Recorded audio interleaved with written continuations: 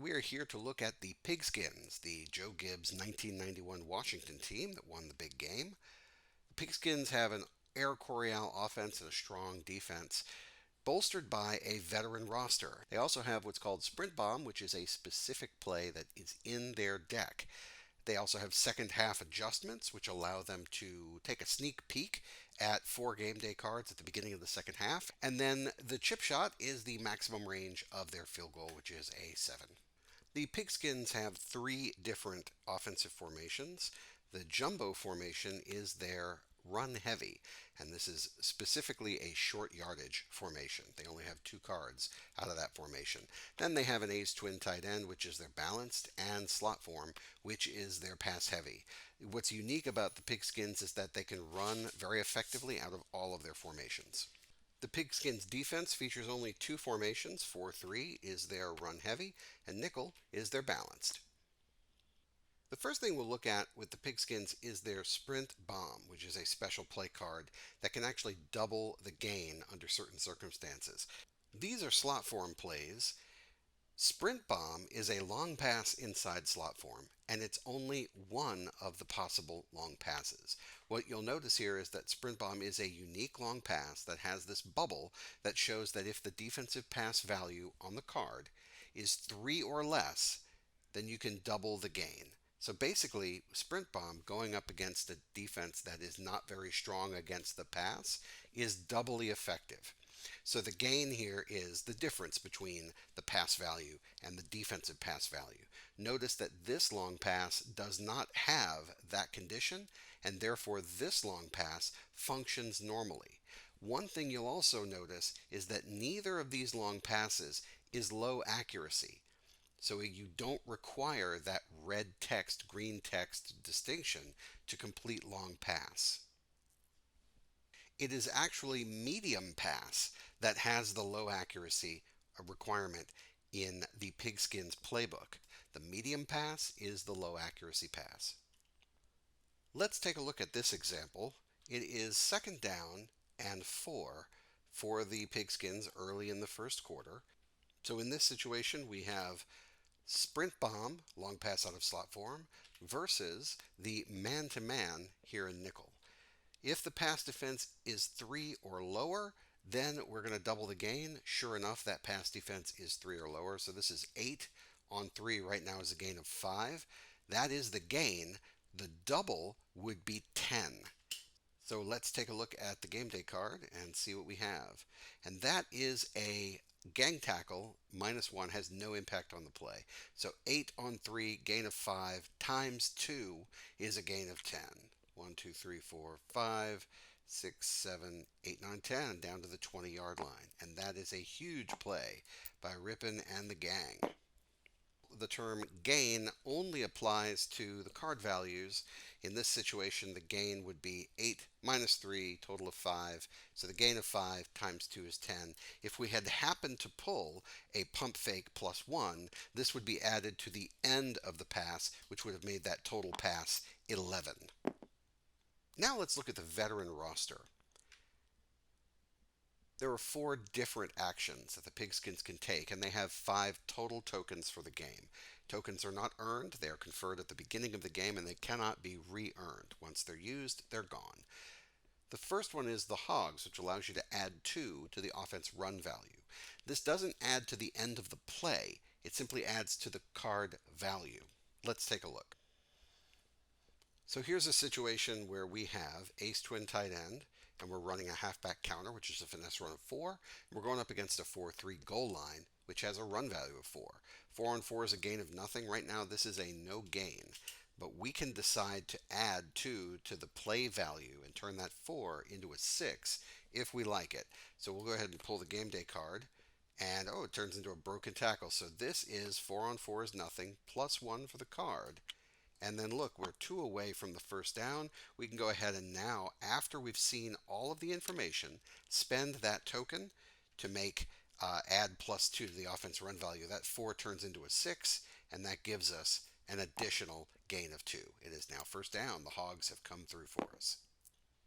Let's pick up the action a little later. It's now 3rd and 1 from the 25, and we're going to come out in jumbo. So jumbo versus 4-3, we've got an inside run of 1, which is a minimum gain of 1 play, and it's going up against a 4-3 tight run. In this situation, the card is going to gain 1 because of the minimum gain. If we chose to try to spend +2 to add to the run value, it actually would not help us here. It doesn't add 2 to the end of the play.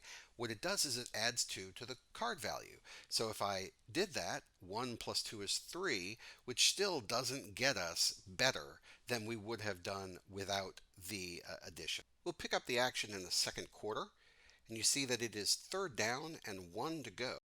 This is a play action pass versus press. There is no breakaway here, so 5-on-4 is going to be a gain of 1. So let's see, the game day card comes out, and it is an incomplete pass, so that would push this to 4th down. Instead, what the Pigskins are going to do is spend a token, and they're going to replace this game day card with a new draw. So here we spend the token, and we're going to draw another game day card. This one is a pancake block. It's on a run, has no impact, so they're going to get 5-on-4. They're going to get the 1 and extend the drive for the 1st down. A little later in the contest, we see that it is now 2nd and 3 from the 35. And here we see we have ace twin tight end versus 4-3. This matchup is a play action pass versus zone. So this is a 4-on-3. Right now it's a gain of 1. Let's see what the game day card gives us. That is a quarterback sack, so that play is going to be a -2. Now, the Pigskins can spend a token for pocket presence. This ignores any sack and turns that play into a play equals 0. So they're going to spend this to ignore this effect, and the play will simply be a 0. Now, they could have used their challenge flag, which would have ignored this and preserved the gain of 1. But in this case, assuming that both of their challenge flags are used, this would be a good way to avoid that. We'll pick up the action now in the 3rd quarter. It's 3rd down and 1, 2, 3, 4. 3rd and 4 from the 40-yard line. And we see that we have slot form, long pass versus a nickel, 2-man under. This is a breakaway for the defense. So in this case, we'll see how the game day card comes out, and it is a false start or a -2. So of course the Fire are going to take the -2 in the upper corner. That is a sack. The Pigskins actually have a way to get out of this as well. The pocket presence ignores any sack. Play equals 0. So you can actually use this on a breakaway. So they can spend their token and force that to simply be an incompletion. We'll pick up the action again now with the Fire at 4th down. The Fire have a 4th and 4. They're not going to go for this, and they're going to punt. That brings up the last veteran roster thing that we can do, which is the big time punt return. In this case, we would draw 3 and resolve 2 game day cards on the punt return. So let's see what the punt is first.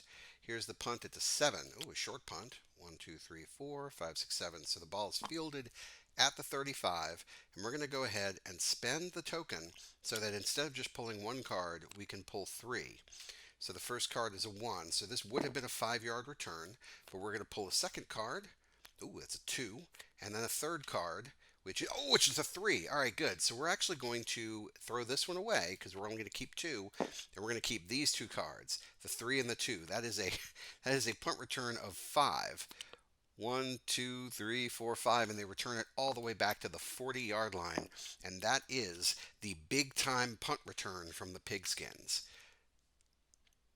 At the beginning of the 2nd half, whether the Pigskins are on offense or defense, they have what are called 2nd half adjustments. After the 2nd half kickoff, they can draw 4 game day cards, they can keep 1 and hold on to it and deploy it just like a regular game day card instead of a draw, and they'll return the other 3 to the deck in whatever order they like. 1, oh my, 2, 3, and 4. Wow, that first one's hard to beat.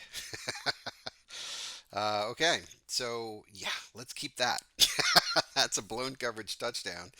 I went this one last, and then I went this one next, and I went this one first. That way, I know that if this play doesn't score a touchdown, I can throw, and as long as it's not something that's low accuracy, the game day card will not impact it.